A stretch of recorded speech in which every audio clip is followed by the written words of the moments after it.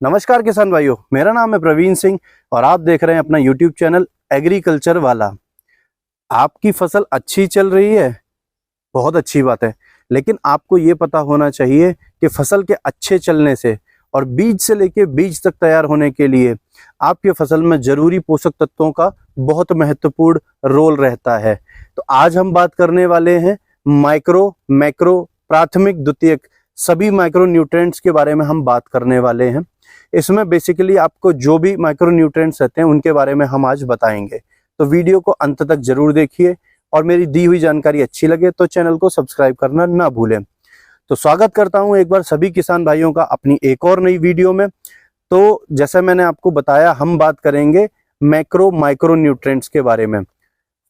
आपकी फसल को 17 माइक्रो न्यूट्रिएंट्स की आवश्यकता होती है, जो कि 3 हिस्सों में बटे होते हैं, प्राथमिक, द्वितीयक और माइक्रो न्यूट्रिएंट्स।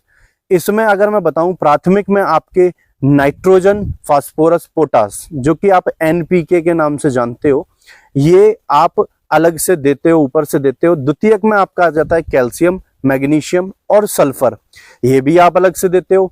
लेकिन इसके अलावा कुछ और तत्व होते हैं जो आप ऊपर से लगाते हो, लेकिन उनका आपको रोल नहीं पता होता, उनकी महत्वता की जानकारी नहीं होती है। तो मैं उन माइक्रोन्यूट्रिएंट्स के बारे में बता दूं जो जिसमें आता है आपका iron, manganese, zinc, copper, boron, molybdenum, chlorine.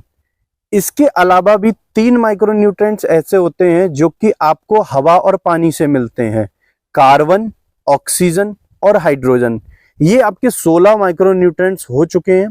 इसके अलावा और अगर बात करूं 17वें माइक्रोन्यूट्रिएंट्स के बारे में, निकिल, जो कि एंजाइम बनाने में सहायक होता है। पहले केवल 16 माइक्रोन्यूट्रिएंट हुआ करते थे, लेकिन अब 17वां इसमें शामिल हुआ है। तो निकिल का भी अपने आप में बहुत महत्वपूर्ण रोल है। अगर बात करूं इन माइक्रोन्यूट्रिएंट्स का काम क्या होता है, तो आयरन की बात करूं, ये क्लोरोफिल बनाने में सहायक होता है। मैग्नीज की बात करूं तो यह एंजाइम को सक्रिय करता है। बाकी इन माइक्रोन्यूट्रिएंट्स की सहायता से प्रोटीन निर्माण, फोटोसिंथेसिस, क्लोरोफिल बनना, फल फूल का बनना, फल फूल में चमक आना, फल का फटना। अगर बोरोन की कमी हो जाती है तो फल का फटना भी देखा जाता है कि आपके जो फल बन रहा है या सब्जी वर्गीय फसलें हैं उनमें बोरोन की कमी होने की वजह से फल फटने लगता है। बाकी पौधे में जो नाइट्रोजन स्थिरीकरण रहता है, मोलिब्डेनम की वजह से आपके पौधे में नाइट्रोजन स्थिरीकरण होता है। जैसे कि आप जो भी यूरिया देते हैं उसका फिक्सेशन जो होता है वो मोलिब्डेनम की वजह से ही होता है। तो इन माइक्रोन्यूट्रिएंट्स की कमी की वजह से आपकी फसल में भारी नुकसान हो सकता है। अगर मैं बात करूं बाजार में उपलब्ध अच्छी माइक्रोन्यूट्रिएंट्स कंपनी के बारे में, तो उसमें 5 सबसे अच्छी कंपनियां हैं जिनका आप माइक्रोन्यूट्रिएंट्स ले सकते हो और जो कि आपकी फसल पे जिनका रिजल्ट देखने में भी बहुत अच्छा है। पहली कंपनी की बात करूं तो बाजार में हर जगह आसानी से उपलब्ध हो जाती है एरीज। एरीज के नाम से आने वाले जो भी माइक्रोन्यूट्रिएंट्स हैं आप लगा सकते हो, बहुत गजब का इनका रिजल्ट है। सेकंड नंबर पे आता है आपका कोरोमंडल। कोरोमंडल के जो भी माइक्रोन्यूट्रिएंट्स आते हैं सब गजब के हैं और आपको आसानी से बाजार में उपलब्ध हो जाते हैं। तीसरे नंबर पे आपका आता है मल्टीप्लेक्स, आपको आसानी से उपलब्ध है बाजार में।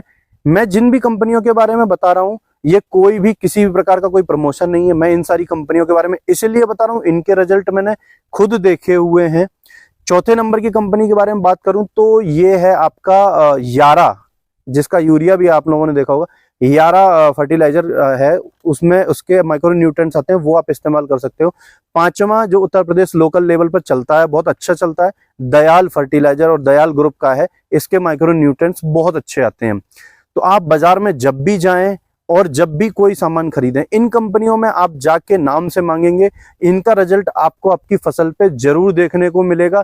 तो मेरा सभी से निवेदन है कि माइक्रोन्यूट्रिएंट्स की कमी को पहचानें और इसके इस्तेमाल जरूर करें अपनी फसल में, क्योंकि एनपीके, यूरिया, डीएपी, आप ये सारी चीजें भरपूर मात्रा में खेत को देते हो, लेकिन जो माइक्रोन्यूट्रिएंट्स हैं इनको आप कई बार दरकिनार कर देते हो, जिसकी वजह से आपकी फसल में काफी नुकसान होता है। तो जानकारी अच्छी लगी हो तो चैनल को सब्सक्राइब करें, वीडियो को शेयर करें, अपने किसान भाइयों तक जरूर इसको भेजें। धन्यवाद।